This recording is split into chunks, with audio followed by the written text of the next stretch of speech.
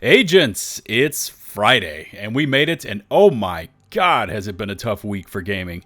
So we're going to do our best to steer clear of talking about janky lightsabers and failing vampire games, and instead turn our gaze towards the land of the rising phoenix. We've got bits of news popping up all around the division, including the possible future of number 2, so let's not waste any more time and dive right in.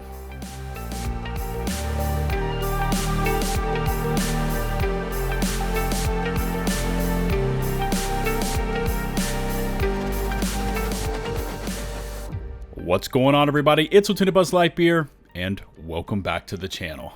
And we've now had a chance for the Division Day ether fog to lift. We've seen more about certain parts of the franchise, not enough about others, but it's time to make the rounds. And starting off this week is Resurgence. Now, I think a lot of Division faithful thought this one had been sent to the trash heap, especially since there was zero news or comms chatter since late December last year. But the Resurgence team did confirm that the project is still very much alive, announcing another beta test. But this mobile title's overall presence during the Division Day livestream could be counted in mere seconds. It is touted as a link between the Division 1 and the Division 2 stories, and should add in story elements to the timeline not yet seen. Recent communications include this contamination tweet, and the team responding yes to a question of if the game will run at 60 FPS.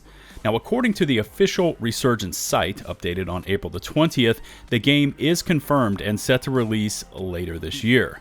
Will this title be able to breach through such barriers as being a mobile title and free to play? Only time will tell.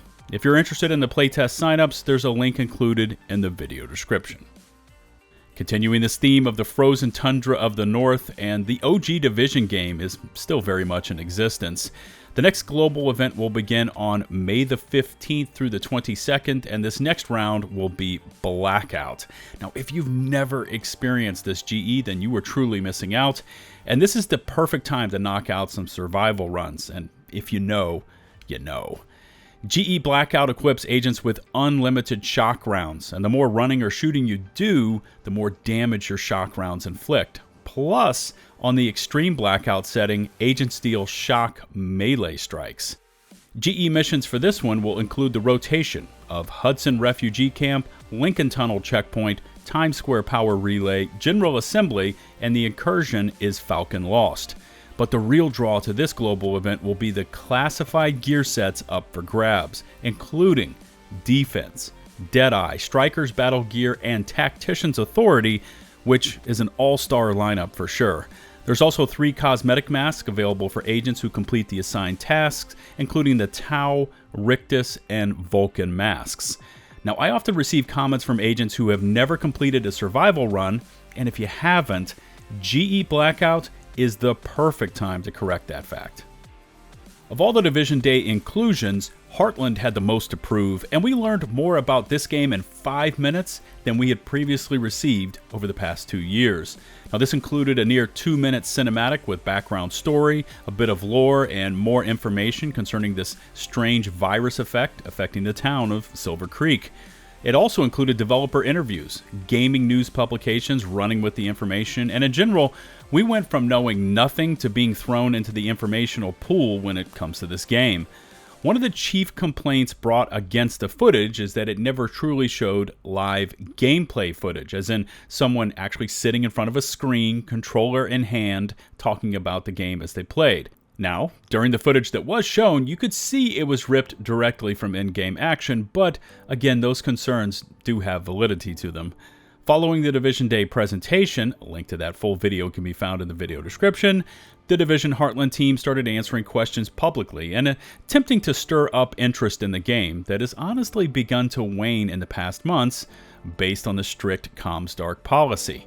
Ubisoft's free-to-play action shooter needs to hit the ground running, and is expected to drop later this year. And let's finish up today discussing number 2, which unveiled its Year 5 roadmap during the Division Day livestream. This includes Season 1, Broken Wings, where players will get to experience the new Descent game mode as well as continued participation in the Castle Settlement rebuild. Season 2, Puppeteers, will introduce a new incursion and more castle rebuilding tasks. Season 3, Vanguard, which, if you have been with the Division for any length of time, should instantly start setting off alarm bells, will see us returning to NYC for a holiday event. And Season 4, Black Diamond, is set to introduce entirely new story DLC, Seasons 2.0, and an apparel event.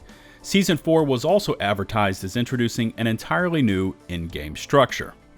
In terms of the live game, the Resident Evil apparel event is currently ongoing. Now, I uploaded an entire breakdown of the different tasks and rewards for this one last week, and we'll include a link to that breakdown in the video description. Now, if you haven't logged into the game in a while, you have until May the 9th to do so and claim your 3-piece Resident Evil Leon Kennedy RPD outfit before those dates expire. Overall, the Division 2 presence during the Division Day livestream was a bit brief and non-descriptive. There was a full trailer displayed for the Descent game mode, and I posted my thoughts from the PTS tests as I got to experience the mode firsthand. Now, from what I was able to experience, it had interesting elements to it, such as the unchecked build crafting and player power fantasy, but was lacking many other items that could help elevate it to a much more replayable mode. I'll leave a link to that Descent Thoughts video as well in the video description. Now, before touching on our last Division 2 topic, there is a planned revert to the Resource Convoy XP changes that will be deployed in TU 17.3. Now, where the Division 2 really started to spark some interest, though, was not during the live stream, but days afterwards, when Yannick Bonchereau, creative director for the game, sat down and gave interviews concerning many facets of the game, both current and planned. Yannick was candid about such topics as native next-gen upgrades to the game, rebuilding the team after Ubisoft's planned exit with Season 4, continued live stream broadcast, crossplay, planned connections between Heartland and Number 2, Descent, planned changes to Season 4's endgame, and much more. The portion about the changes to the endgame with Season 4 has garnered the most attention, and I encourage you to check this article out for yourself. Like all mentioned items, links to this one can be found in the video description. Now, between the posted Year 5 roadmap and the comments from Yannick, it does pose the question of how Number 2 continues on after Season 4, Black Diamond. Will it have enough juice left in the tank to progress to another year of content?